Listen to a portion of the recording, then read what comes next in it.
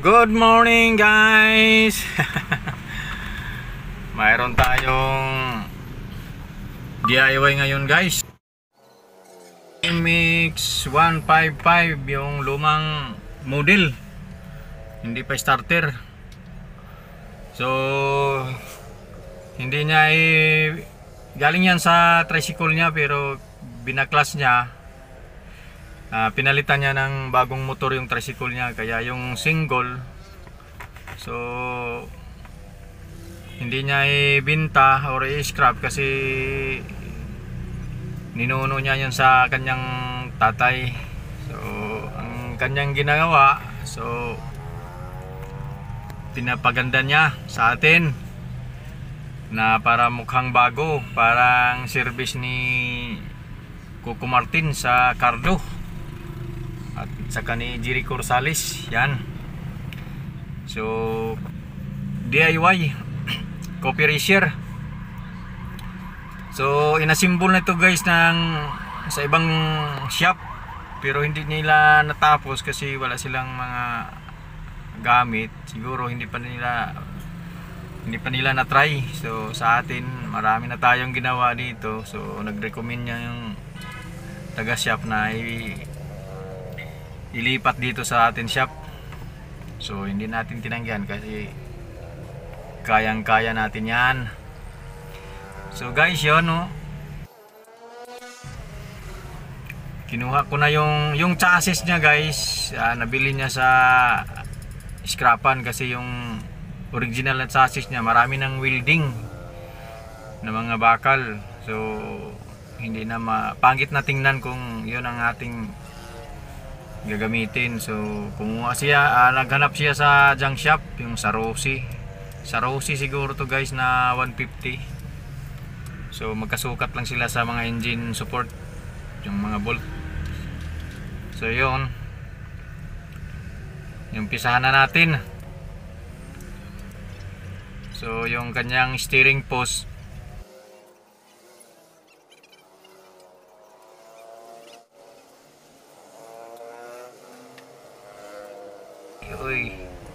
yan guys, kinuha ko na yung swing arm para masimbol na natin yun no. Marami pa tayong gagawin, wala pang disc brake kasi yung sa likuran na gulong. So yun ang ating ipabrikit, pati yung sa front. So sundan nyo lang yung video natin, yung vlog, para makita nyo kung paano natin i-assemble yung copy eraser, DIY copy eraser. So shout out muna sa lahat ng mga subscriber ko, sa lahat nakakita ng video, subscribe sa inyong lahat. So minsan lang tayo guys makapag-upload ng vlog kasi medyo mauna natin yung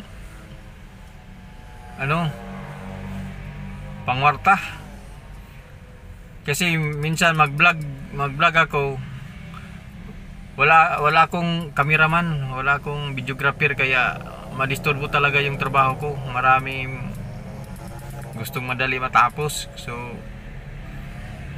minsan hindi na ako makabidyo. Kaya marami ako gusto tanang i-vlog, pero hindi ko na makuha na mag-video pa kasi mahirap, nakadisturbo sa atin yung oras.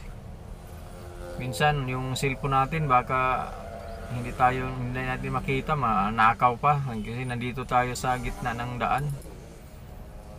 So marami pang bumibili, so minsan hindi natin kuha ng cellphone natin, baka manakaw.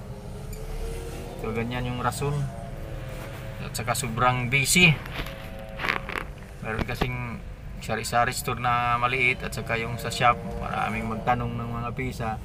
So ito guys, yung parang sumari na lang yung video natin, paano na lang kasi matagal to matapos, mga 3 araw or 4. Kaya yung cellphone natin naka steady lang, hindi makapokus kung ano nang ginawa natin sa mga pagpabricate natin sa mga brake master, brake caliper, yan. Kung paano natin i-assemble. Kaya pagpasensyahan nyo na. So yan guys, yung ano na, yung kanya ng brake master, yung i-fabricate natin yan, no? Ginawa na natin ng bracket para ma-mount natin yung kanyang brake master. Yan, no? Kasi disc brake yung hub niya, kaya so kailangan natin diskartehan kung paano natin i-fabricate o i-DIY natin. So yan pala guys, yung welding glass natin kalahati na lang kasi na biak kasi nahulugan ng tools. So okay lang yan kasi hindi naman tayo master, naman tayo sa gano'n na mga kuan. So palala lang yung sayang mga beginners na mga welding, wag nyong gayahin kasi siguradong tatamaan kayo. Gamit lang kayo ng itong mayroong mas. So wag yung gagayahin yung katulad ko kasi sanay na ako sa ganong kaliit. Kasi pag malaki yung gagamitin ko, medyo hindi ako komportable sa pag-welding. Yung mga tinatarget natin na medyo mahirap makita, yan. Kaya naggamit na lang ako ng maliit. Pero sanay na ko yan guys. Hindi na tayo madali matamaan ng sa mata. So yan guys, kuha na natin, gawa na natin, no?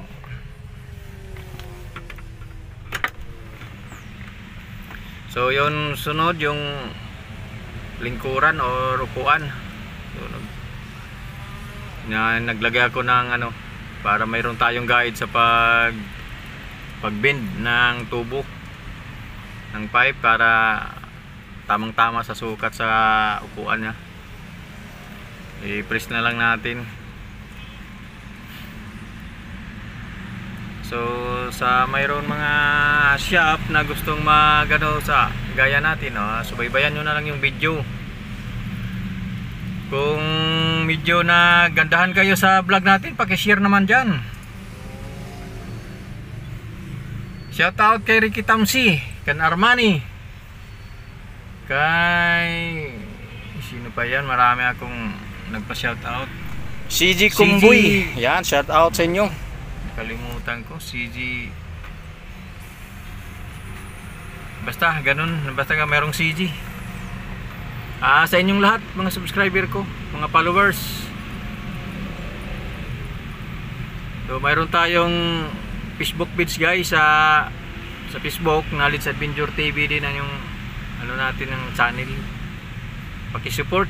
Hindi pa tayo monetize sa Facebook. Dito sa YouTube monetize na tayo, kaya paki-support. At saka wag i-skip yung mga ads kasi nandyan tayo magka-revenue sa ads. Matagal na tayo nag-YouTube pero ang hirap pala magpalaki ng revenue. Kaunti lang yung mga subscriber ko. Kasi okay lang yan. Marami pa sana akong gagawin ng mga DIY pero hindi ko kaya kasi ako lang isa dito sa shop.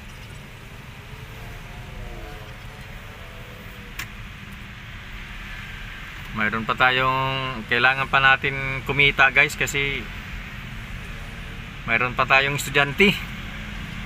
So kaya yung YouTube natin pabayaan na. Minsan lang tayo maka-upload.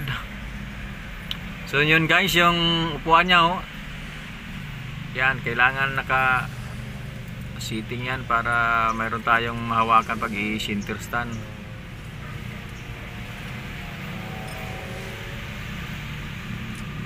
So luma na yung makina niya, pinunturahan lang kasi nagmukhang bago. Yung swing arm niya bago, telescopic, tangki, upuan yun, bati gulong.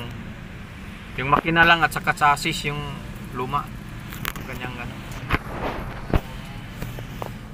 Ninuno yan sa kanyang papa. Kaya hindi niya maaaring ibinta. Mga sentimental value guys, medyo mataas na sa kanya.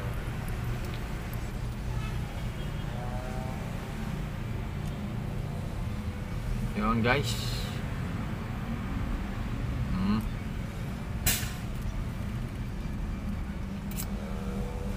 Sa hindi pa nakasubscribe, paki-subscribe guys. Paki-share, paki-follow. Ayaw i-skip ang ads para maka-revenue tayo. Maliit lang yung revenue natin. Matagal na tayo pero hindi pa tayo nakasahod. Kasi pinakababa na bago ipadala ni YouTube $100. So yan guys, tinirahan na natin yung brake caliper sa front. I-seating na natin. So pag hindi mo alam sa pag-seating to, hindi maganda ang brake. Shout out pala guys sa taga Arellano District, doon sa Barangay Kapalayan. Sa mga subscriber natin dyan sa San Franz, sa mga Agoy at sa Manila at saka sa ibang bansa, shout out sa inyong lahat. Sa Australia, sa Saudi, mayroon tayong mga subscriber dyan na kahit kaunti lang. Shout out sa inyong lahat. Kumusta ang buhay nyo? So sana suportahan nyo ako sa YouTube channel natin para mayroon tayong maraming magawang DIY. Magasimbol sana ako ng parang sapatos na motor. Marami pa ako nakalista ng mga DIY. Problema yung time, hindi tayo makagawa kasi mauna natin yung pangangailangan natin na panghanap buhay. Hindi madali mag vlog. Sa kapag edit pa lang minsan makatulog na ako sa pag-i-edit. Pag-iising ko hindi pa tapos. Napakahirap. Akala ko madali lang. So okay lang kahit paano mayroon tayong mai-upload para hindi ma-close yung account natin. So yan guys, i-full wheel na natin yung sa caliper nya, yung seating na yan, ang clearance nya, kasi hindi mo makuha ang clearance kasi pag manipis na yung brake pad mo, pag hindi tama ang seating mo, hindi yan hindi na mag-brake. Kaya kailangan naka-seating yan hanggang sa maubos yung brake pad. At saka kailangan align. Hindi pwede hindi naka-align kasi hindi pantay yung hilis sa brake pad pag hindi naka-align. So yan guys, nilagay na natin yung kanyang tambutso.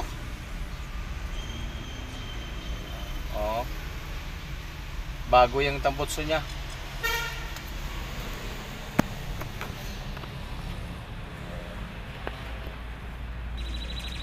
Takasago yung tambutso nya. So binilisan ko tong trabaho to kasi kunin na niya yung motor. Nandyan pa siya sa isla. Tumawag sa akin kung okay na ba, yung malapit na. Kaya hindi ako nagpadisturbo sa ibang ginagawa ko. Yan, ibalik na natin yung tangke kasi pinulwild ko na yung mga ibang hindi pa na full wheel. Yan, kaya i-assemble na natin.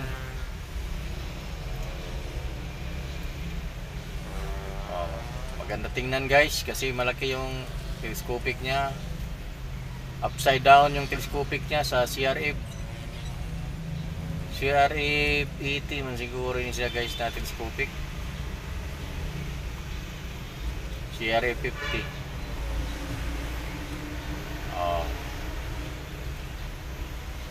Maganda na tingnan guys. Motor ni Jericho Rosales at saka ni Coco Martin sa Cardo.